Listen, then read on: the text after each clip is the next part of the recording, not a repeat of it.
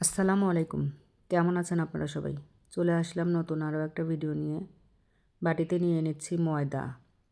এখন দিয়ে নেব পরিমাণ মতো স্বাদ মতো লবণ, একটু মরিচের গুঁড়া দিয়ে শুকনো উপকরণগুলো ভালোভাবে হাত দিয়ে মিশিয়ে নিয়ে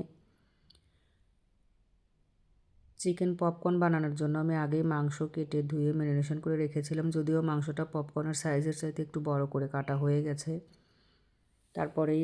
তারপরেও এভাবেই বানিয়ে নিই আর কি করব।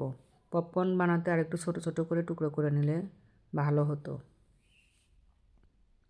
মাংসটা আমি সব মশলা দিয়ে ম্যারিনেশন করে রেখেছিলাম 2 থেকে 3 ঘন্টা আগে।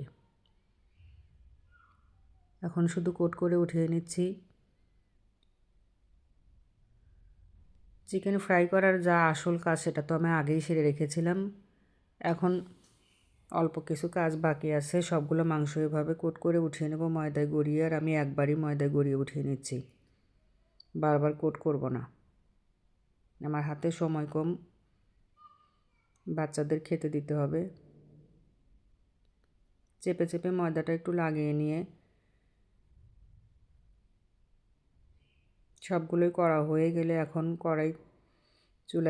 চুলায় দিয়ে তেল দিয়ে নেব গরম হওয়ার জন্য।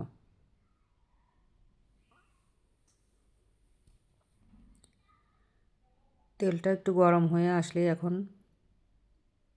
কোট করা মাংসের পিসগুলো দিয়ে নেব। তেলটা বেশি গরম হয়নি, আর একটু গরম হলে ভালো হতো।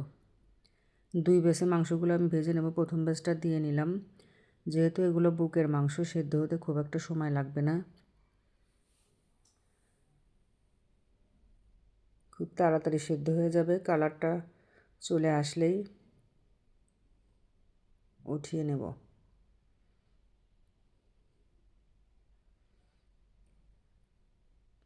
হয়ে গেছে আমার